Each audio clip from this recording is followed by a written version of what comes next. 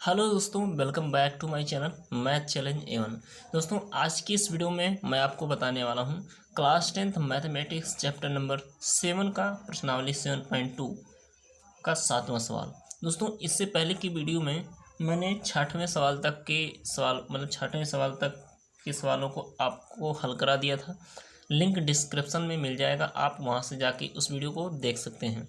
तो आज की इस वीडियो में बताएंगे क्वेश्चन नंबर 7, 8, 9 और 10। ठीक है, तो सभी सवालों को इस चैप्टर में इस वीडियो में, इस सेशन में हल किया जाएगा।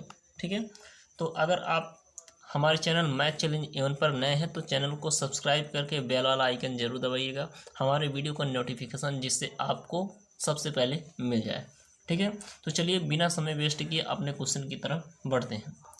क्या बोल रहा है क्वेश्चन में, बिंदु ए के निर्देशांक ज्ञात कीजिए जहां ए बी एक वृत्त का व्यास है जिसका केंद्र 2, -3 है तथा बी के निर्देशांक 1, 4 है। ठीक, तो यहाँ से बोल रहा है बिंदु ए के निर्देशांक ज्ञात कीजिए। एक वृत्त है, एक वृत्त इसमें ज्ञात कर रहा है। ए बी एक वृत्त का व्यास है। ठीक है, मान लीजिए कोई रेखा है, ये ए है और ये कोई रेखा बी है। ठीक है, ये किसका व्यास है? वृत्त का। अगर इस तरह आपको वृत्त बना दिया जाए तो एक वृत्त के क्या हो जाएगा? ये व्यास हो जाएगा। तो ए का निर्देश ध्यान से देखिएगा, कह रहा है ए का निर्देशांक ज्ञात कीजिए, यानी कि यही ज्ञात करना है। और जिसका केंद्र, केंद्र का मतलब एकदम बीच बीच में होता है केंद्र। ठीक है, केंद्र का निर्देशांक दिया है आपको, मान लीजिए केंद्र का नाम रख देते हैं सी। तो केंद्र का निर्देशांक दिया है 2, -3 और बी बिंदु का निर्देशांक दिया है 1, 4। ठीक है, ये चीज़ हमें निर्देशांक ज्ञात किया और इसको हमें हल करना है, ज्ञात करना है। तो x, y मान लेते हैं। ठीक है, तो यहाँ से मान लेंगे हल में, माना बिंदु ए के निर्देशांक, बिंदु ए के निर्देशांक x, y है। ठीक है, इतना तो हमने मान लिया। माना बिंदु के निर्देशांक, बिंदु ए के निर्देशांक x, y है। ठीक है, अब हमें x यही का मान ज्ञात करना है। तो मैंने आपको मध्य बिंदु के सूत्र के बारे में बताया था, वही सूत्र यहाँ फॉलो होगा। ठीक, देखिए इस प्रकार के मैंने और भी सवालों को मैंने आपको बताया है। तो हम क्या करेंगे, ये सी ए बी रेखा खंड का बिंदु सी क्या है? मध्य बिंदु है। तो मैंने बताया था इस प्रकार के सवालों को ये जो होता है ये x और y का मान होता है। ठीक है, जैसे mx2, जैसे हम सूत्र लिखते हैं x बराबर mx2 + nx1, तो यही x और y मान यहीं से पुट किया जाता है। ठीक है, तो हम मध्य बिंदु सूत्र लगाएंगे, मध्य बिंदु सूत्र से, ठीक है, मध्य बिंदु सूत्र से हमारा मेन निर्देशांक ये और ये है। क्योंकि अब देखिए यहाँ से एक चीज़ और होगा, इनका अनुपात क्या होगा? 1:1, 1:1, क्योंकि ये मध्य बिंदु है ना, ये भी एक भाग होगा, ये भी एक भाग होगा। लेकिन इसमें मध्य बिंदु के सूत्र में अनुपात का काम नहीं लगता है। ठीक है, तो यहाँ से क्या कर सकते हैं, मध्य बिंदु के सूत्र के लिए x का मान जब ज्ञात करेंगे तो x बराबर होता है x1 + x2 बटे में 2। ठीक है, अब x का मान देखिए क्या दिया है, यहाँ से x का मान 2 दिया है, तो यहाँ से 2 रखेंगे। ठीक, बराबर x1 का मान, ये x1 है, ये y1 है, ये x2 और ये y2। तो x1 का मान हमें दिया है x प्लस x2 का मान हमें दिया है 1 बट्टे में 2। तो इसका तिरछा गुणा कर लेंगे, 4 हो जाएगा बराबर x + 1। ठीक है, तो 4, 1 को पक्षांतर करेंगे -1 बराबर x, लेकिन हमारा x का मान फाइनली आया 3। ठीक है, हमें x और y का, चूँकि यही निर्देशांक ज्ञात करना था तो हमें x का मान 4 तो पता चल गया, सॉरी 3। अब हमें y वाला सूत्र भी लगाना है, y बराबर y1 + y2 बटे 2। तो y का मान हमें दिया है -3, यहाँ से रखेंगे -3 बराबर y1 का मान y प्लस y2 का मान 4 बट्टे में 2। तो इसका तिरछा गुणा करेंगे, -6 बराबर y + 4। ठीक है, तो ये जगह -6, 4 को पक्षांतर करेंगे -4 हो जाएगा बराबर y, तो y बराबर आपको मिलेगा -10। ठीक है, तो हमें जो मान मिला है x और y का मान, x का मान 3, y का मान 10। तो शुरुआत में मैंने माना बिंदु ए का निर्देशांक x कामा y है और बिंदु की ए का निर्देशांक ही हमें ज्ञात करना था। तो यहाँ से हो जाएगा अतः बिंदु ए के निर्देशांक मैंने x कामा y माना था। ये क्या हो जाएगा, x के स्थान पर 3 और y के स्थान पर -10। अगर वीडियो पसंद आ रही हो तो वीडियो को लाइक और सब्सक्राइब जरूर कीजिएगा और आगे शेयर भी कीजिएगा अपने दोस्तों को, ठीक है। अब देखिए ये तो हमारा कंप्लीट हो गया क्वेश्चन नंबर 7, ठीक है। अगर आपको सवालों में कहीं भी कुछ भी दिक्कत होगा, जरा सा भी डाउट होगा तो आप कमेंट सेक्शन में पूछ सकते हैं, मैं उस डाउट को आपको सॉल्व करूँगा। अब चलिए क्वेश्चन नंबर 8 की ओर बढ़ते हैं। देखिए अब हम क्वेश्चन नंबर 8 पे बढ़ते हैं, क्वेश्चन नंबर 8 को हल करते हैं। देखिए पहले क्वेश्चन को आप समझ जाइएगा। क्वेश्चन क्या बोल रहा है, यदि ए और बी क्रमशः -2, -2 और 2, -4 हो तो बिंदु पी के निर्देशांक ज्ञात कीजिए। ए बी बिंदु की बात किया है और पी के निर्देशांक ज्ञात करने को कह रहा है, लेकिन पी बिंदु कहाँ स्थित है आगे देखिए। ऐसा बिंदु P ऐसी जगह स्थित है कि AB बराबर AP बराबर 3/7 AB हो और P रेखाखंड AB पर स्थित है। यहाँ से स्पष्ट किया है आपको कि P रेखाखंड AB पर स्थित है। तो हम एक रेखाखंड बनाते हैं, कौन सा, A और B। A का निर्देशांक दिया है आपको -2, -2। B का निर्देशांक दिया है आपको 2, -4, ठीक है। अब एक यहाँ कंडीशन दिया है कि P बिंदु के निर्देशांक ज्ञात कीजिए। इस AB रेखाखंड पर एक बिंदु P है, लेकिन कैसे है, AP बराबर 3/7 AB। अगर हम यहाँ से इसको सॉल्व करें कि AP बराबर 3/7 AB, तो 7 को पक्षांतर कर दीजिए यहाँ से गुणा, तो 7 AP बराबर 3 AB। तो AP बटा AB बराबर यहाँ से हो जाएगा 3/7, ठीक है।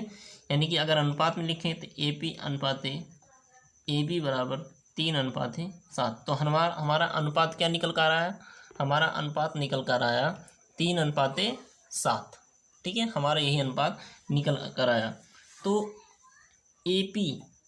AP का मतलब AP ऐसा बिंदु है कि एक तरफ 3 भाग हो और एक तरफ 7 भाग हो, ठीक है, एक तरफ 7 भाग हो। तो यहाँ से मतलब दूसरा 7 भाग हो। देखिए मान लीजिए थोड़ी देर के लिए हम यहाँ P बिंदु मान लेते हैं, अभी आपको समझ में आएगा। P बिंदु मान लेते हैं तो यहाँ से यहाँ तक क्या है, AP का 3 है, यहाँ से यहाँ तक 3 है, ठीक है, 3 अनुपात है। और AB यानी कि यहाँ से यहाँ तक पूरा कितना है, 7 अनुपात है। यहाँ से हम कर देते हैं 7 अनुपात है और ये हमारा है 3। इतना तो हो गया। लेकिन ये तो हमारा अनुपात दिया है, लेकिन हमें P बिंदु के निर्देशांक ज्ञात करने के लिए AP और PB अनुपात चाहिए, ठीक है। P बिंदु के निर्देशांक ज्ञात के लिए अगर हम विभाजन सूत्र का प्रयोग करें तो AP और PB बिंदु का अनुपात चाहिए। हमें AP का अनुपात पता है, लेकिन PB बिंदु का अनुपात नहीं पता है। किस तरह करेंगे, देखिए इस पूरे अनुपात में से ये AB का पूरा अनुपात 7 है, पूरे अनुपात में से AP का अनुपात घटाएंगे तो ये अनुपात आपको पता चलेगा। यानी कि 7 में से 3 घटाएंगे तो ये हमारा आएगा 4, ठीक है, ये हमारा आएगा 4, ठीक है। ये हो गया हमने 4, क्योंकि बड़े अनुपात में से छोटा अनुपात घटाएंगे तो। अब हम देखिए दोनों अनुपात मिल गया, ये अनुपात मिल गया। तो फाइनली जो अनुपात हमें मिला, यहाँ से लिखिए AB रेखाखंड का अनुपात बराबर क्या, 3/4, यानी कि M/N। M का मान 3 है और N का मान 4 है। तो यहाँ से लिख सकते हैं M बराबर 3 और N बराबर 4, ठीक है। ये तो मान आपका है x1, y1, x2, y2। हमें अनुपात भी पता चल गया और निर्देशांक भी पता चल गया। अब इसकी सहायता से हम P बिंदु का निर्देशांक ज्ञात कर सकते हैं विभाजन सूत्र का प्रयोग करके। ठीक है। तो यहाँ से विभाजन सूत्र का प्रयोग करते हैं एक्स के लिए। तो एक्स बराबर होता है mx2 प्लस nx1 बटे m प्लस n। ठीक है, एक्स का मान यहाँ से x कामा y मान लेते हैं, फिर बिंदु का निर्देशांक तो आ जाएगा हमारा x बराबर m का मान 3 है, ठीक है, गुणे x2 का मान क्या है 2 है, प्लस n का मान 4 है, गुणे x1 का मान आपका -2 है, बटे m प्लस n यानी कि 3 प्लस 4। ठीक है, और हल कर लेते हैं। 3 दूना 6 माइनस 4 दूना 8, क्योंकि यहाँ प्लस यहाँ माइनस तो प्लस माइनस से गुणा होगा माइनस आएगा, बटे 4 3 7। तो इसे हल करेंगे क्या आएगा, 6 में से 8 घटाएंगे यानी कि -2 बट्टे में 7। एक्स का मान आया, एक्स का मान क्या आया -2 बट्टे में 7। अब यहीं पर हम वाई वाला भी हल कर लेते हैं। आप क्या कीजिएगा कि बारी बारी से हल कीजिएगा, ठीक है, ऐसे थोड़ा जगह बचा इसलिए मैं यहाँ वाई वाला भी बता दे रहा हूँ। तो वाई का मान सूत्र my2 प्लस ny1 बटे m प्लस n। ठीक है, यहाँ से m का मान 3, ठीक है, यहाँ से देख सकते हैं आप m का मान 3 है, गुणे y2 का मान -4 प्लस n का मान 4 गुणे y1 का मान -2, ठीक, बटे m प्लस n यानी कि 3 प्लस 4। हल कर लीजिए, 4 तियाँ 12 -12 माइनस 4 दूना 8 बटे में 7, तो 12 8 20 यानी कि -20 बटे में 7। ठीक है, यह है हमारा -20 बटे के 7 वाई का मान, यानी कि एक्स का मान -2 बटे 7, वाई का मान -20 बटे 7। तो क्या लिखेंगे, नीचे लिखेंगे, जो मैं लिखने जा रहा हूँ वो नीचे लिखेंगे, ठीक है। अतः ये नीचे लिखेंगे बिंदु P के निर्देशांक क्या होगा, मैंने x कामा y माना था, ठीक है, यहाँ से देख लीजिए x का मान मैंने -2 बट्टे में 7 लाया और y का मान लाया -20 बट्टे में 7। ये हमारा हो जाएगा बिंदु P के निर्देशांक। ठीक है, ये कंप्लीट हो गया आपका क्वेश्चन नंबर 8। ठीक, अब चलती है, हाँ ठीक है, कोई बच छूट नहीं रहा, ठीक। अब बढ़ते हैं क्वेश्चन नंबर 9 पर, उसको भी हल कर लेते हैं। देखिए क्वेश्चन नंबर 9 है, इसमें बोल रहा है कि बिंदु A 2, -2 और बिंदु B निर्देशांक B 2, 8 को जोड़ने वाले रेखाखंड को 4 बराबर भागों में विभाजित करने वाले बिंदुओं के निर्देशांक ज्ञात कीजिए। क्वेश्चन को समझिएगा, एक रेखाखंड ए बी दिया है, तो हम एक रेखाखंड पहले ए और बी मान लेंगे, ए और बी। ए का निर्देशांक आपको दिया है -2, 2 और बी का निर्देशांक दिया है 2, 8। ये चीज़ आपको दिया है, इस रेखाखंडों को हम क्या कर देंगे, मिला देंगे। ठीक है, अब क्या बोल रहा है, इसको जोड़ने वाले रेखाखंड ए बी को 4 बराबर भागों में विभाजित करने वाले बिंदुओं के निर्देशांक ज्ञात कीजिए। यानी कि इन ए बी रेखाखंड पर हमें बिंदु मानना है जो कि 4 बराबर भागों में ए बी रेखा बट जाए। जैसे मैं यहाँ बिंदु सी मान ले रहा हूँ, ठीक है, कितने भागों में बटा, यहाँ से यहाँ तक 1 भाग, यहाँ से यहाँ तक 2 भाग। एक और मान लेते हैं, 4 बराबर भागों में बांटना है, बिंदु डी मान लेते हैं, ठीक है। ठीक है, अब कितने भागों में बटा, यहाँ से यहाँ तक 1 भाग, 2 भाग, 3 भाग, 3 भागों में बटा। एक बिंदु और मान लेते हैं, ई मान लेते हैं, कितने भागों में बटा, 1 2 3 4, 4 बराबर भागों में बट गया। तो यही बोल रहा है कि 4 बराबर भागों में बंटने वाले या विभाजित करने वाले बिंदुओं को निर्देशांक ज्ञात कीजिए। यानी कि जो ये 3 बिंदु हैं इनका निर्देशांक हमें ज्ञात करना है। ठीक है, अब एक बात यहाँ से आप ध्यान दीजिए कि ए बी रेखाखंड का मध्य बिंदु कौन सा बिंदु होगा, सी होगा कि डी होगा कि ई होगा। निश्चित है डी ही होगा, क्योंकि सबसे बीच में है। ठीक है, सबसे बीच में है, तो ए बी रेखाखंड का मध्य बिंदु डी होगा। तो पहले इसका निर्देशांक हम ज्ञात करते हैं। ठीक है, यहाँ से मान लेते हैं, माना हल में हम करेंगे हल, माना ए बी रेखाखंड के मध्य बिंदु डी का निर्देशांक एक्स कामा वाई है। ठीक है, तो हमने मान लिया एक्स कामा वाई बिंदु डी का निर्देशांक। जब इसको मान लिया तो हम मध्य बिंदु का सूत्र का प्रयोग करके बिंदु डी का निर्देशांक ज्ञात कर सकते हैं। तो हम सूत्र का प्रयोग करेंगे, मध्य बिंदु के सूत्र से कौन से सूत्र से? मध्य बिंदु के सूत्र से। तो x बराबर क्या होता है? x1 प्लस x2 बटे में 2। निर्देशांक कौन सा लिया जाएगा?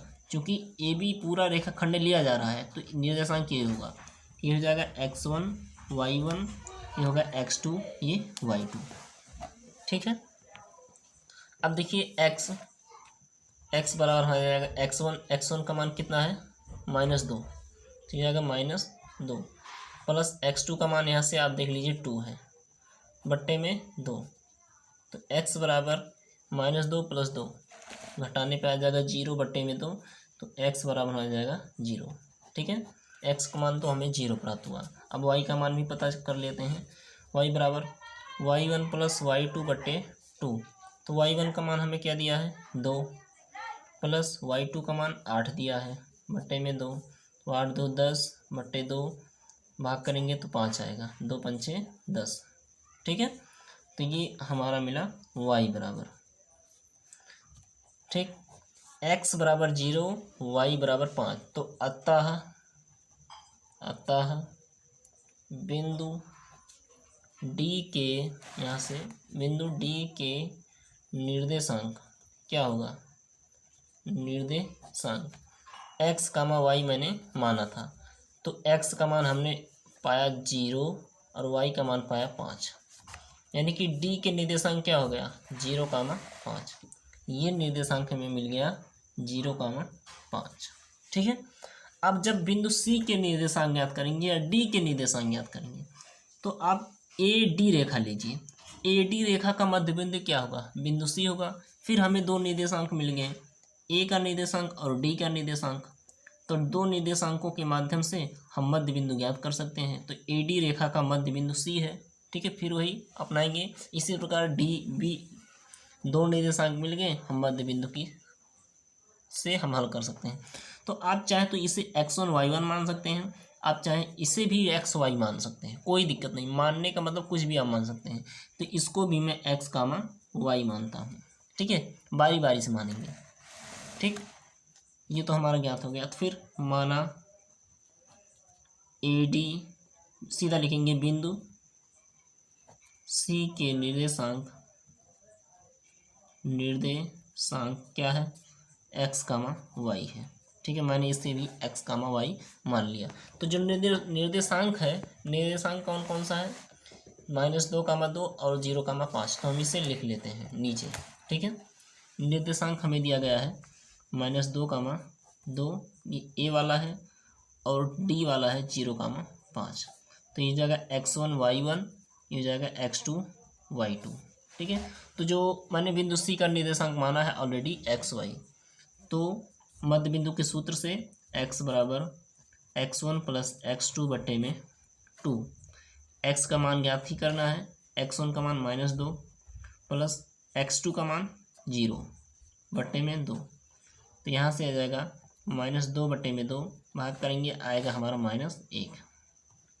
ठीक है, ये होगा -1। x का मान हमें प्राप्त हुआ। अब इसी प्रकार y का मान भी प्राप्त कर लेते हैं। y बराबर y1 + y2 बटे 2। तो y बराबर y1 का मान क्या है? 2 है, प्लस y2 का मान 5 है बटे में 2। तो ये जाएगा 7 बटे 2 y का मान। तो मैंने माना था बिंदु C का निर्देशांक x, y, तो अतः बिंदु C के निर्देशांक मैंने x, y माना था, तो x के स्थान पर -1 और y के स्थान पर 7 बटे में 2। ये हमारा हो जाएगा। यहाँ से देखिए बिंदु सी का निर्देशांक -1, 7/2। अब कौन सा बच रहा है, हमें बिंदु ई का निर्देशांक पता करना है। तो क्या करेंगे, ये निर्देशांक मध्य बिंदु हो जाएगा ई, उसी प्रकार से हम इसे भी ज्ञात कर लेते हैं। ठीक है, तो यहाँ पर मैंने डी और बी के निर्देशांक लिख लिया है। ठीक है, तो यहाँ भी मान लेते हैं, माना ई का हमें निर्देशांक ज्ञात करना था, एक बार देख लेते हैं। ठीक है, देख लीजिए, ई का निर्देशांक हमें ज्ञात करना है। तो यहाँ से माना बिंदु ई के निर्देशांक अब इसे भी एक्स वाई मान सकते हैं या फिर x1 y1 मान सकते हैं। अच्छा, अब कि हम x1 y1 मान लेते हैं, x1 y1 है। तो जब आप मध्य बिंदु का सूत्र लगाएंगे तो x बराबर x1 + x2/2, तो यहाँ से x1 लिख देंगे। ठीक है, चूँकि क्यों x1 मैं नहीं मान रहा था, यहाँ भी x1 है, यहाँ भी x1 है, तो वैल्यू थोड़ा सेम लगेगा, इसलिए x और y ही मानना ज़्यादा बेटर रहेगा। ठीक है, तो ये वैल्यू हो जाएगा x1 y1 x2 और y2। ठीक है, तो यहाँ से हो जाएगा x बराबर x1 का मान 0 + x2 का मान 2/2। ये क्या हो जाएगा, 2/2, तो x बराबर 1। ठीक है, y का मान y बराबर y1 + y2/2 हो जाएगा, और y का मान है y1 का मान 5 + y2 का मान 8/2।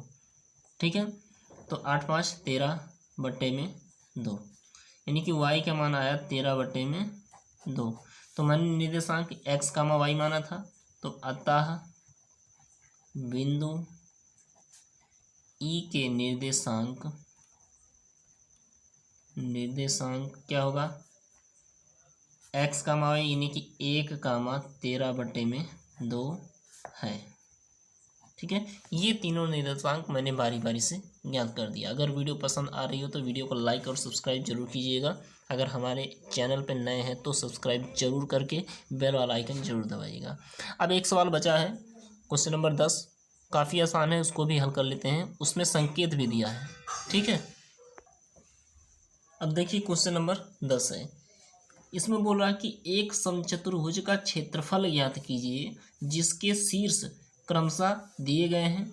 क्षेत्रफल ज्ञात करना है, लेकिन संकेत दिया गया है कि समचतुर्भुज का क्षेत्रफल होता है 1/2 उनके विकर्णों का गुणनफल।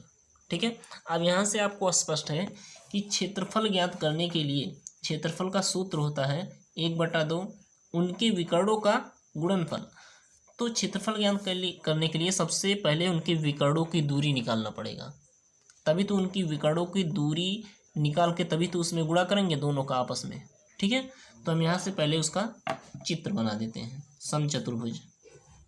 ठीक है, ये हमारा हो गया समचतुर्भुज, ये ए बी सी और डी। तो ए का निर्देशांक 3, 0, बी का निर्देशांक 4, 5, सी का -1, 4 और डी का -2, -1। विकर्णों को मिला देते हैं। ठीक है, विकर्णों को हम मिला देते हैं। अब जब विकर्णों को मिला दिए तो दोनों विकर्णों की दूरी निकालना पड़ेगा। ठीक है, तो यहाँ से लिखेंगे हल लिखेंगे। तो AC की दूरी, ठीक है, दूरी निकालेंगे। दूरी सूत्र आप प्रयोग कर सकते हैं, या फिर दूरी सूत्र आपको पता है क्या है, √x2 - x1 का whole square plus y2 - y1 का होल स्क्वायर, ये सूत्र है। ठीक है, तो यहाँ से इसी सूत्र का प्रयोग करेंगे। x2, अब इन दोनों निर्देशांकों को हम ऊपर लिख लेते हैं, 3, 0 और -1, 4। चूँकि इन्हीं दोनों निर्देशांकों की बात हो रही है तो ये जाएगा x1 y1 x2 y2। यहाँ से आप मान रख सकते हैं, x2 का मान -1 माइनस x1 का मान 3, तो ये जाएगा 3 का स्क्वायर प्लस y2 का मान 4 माइनस y1 का मान 0 का स्क्वायर। ठीक है, तो यहाँ से आपको क्या मिलेगा, 3 1 4 यानी कि -4 का स्क्वायर प्लस 4 का स्क्वायर। ठीक, तो क्या होगा 16 + 16 बराबर √32। √32 को लिख सकते हैं √16 गुणे √2, 16 दूना 32। तो 16 का वर्गमूल क्या हो जाएगा 4, 4 √2 मात्रक। ठीक है, इतना आया AC की दूरी। अभी हमें AC की दूरी आया, अब हम BD की दूरी निकालते हैं, यहीं पर निकाल लेते हैं। ठीक है, BD की दूरी, ठीक, तो जाएगा BD बराबर, सूत्र लिख दें x2 - x1 का whole square plus y2 - y1 का होल स्क्वायर। तो BD की बात की जा रही है, BD, तो BD में x1 y1 ये हो जाएगा x2 और y2। तो x2 का मान -2 माइनस x1 का मान 4 स्क्वायर प्लस y2 का मान -1 माइनस y1 का मान 5 का स्क्वायर। हल कर लेते हैं, यहाँ से क्या हो जाएगा 4 2 6 -6 का स्क्वायर प्लस 5 1 6 -6 का स्क्वायर। ठीक है, यहाँ से जाएगा वर्ग करने पर 36 आएगा, प्लस इसका भी वर्ग करने पर 36 √72। ठीक है, 72 को क्या लिख सकते हैं √9 गुणे √8, 9 8 72। इस तरह आपको लिखना है कि एक अंडर वाला उसका वर्गमूल मिल जाए। इसका वर्गमूल क्या हो जाएगा 9 का वर्गमूल 3, 3 √8 मात्रक। ठीक है, अब हमने दोनों विकर्णों की दूरियां निकाल ली, अब हम उसका क्षेत्रफल आराम से निकाल सकते हैं। ठीक है, तो यहीं से हम निकाल लेते हैं, समचतुर्भुज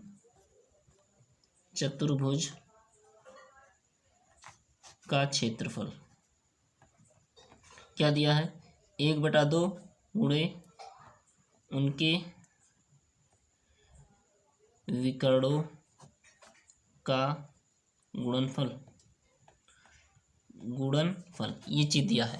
ठीक है, अब 1/2 तो मैंने लिख लिया, गुणे ब्रैकेट का मतलब गुणा ही होता है, उनके विकर्णों का गुणनफल। पहला विकर्ण 4 √2 गुणे दूसरा विकर्ण 3 √8।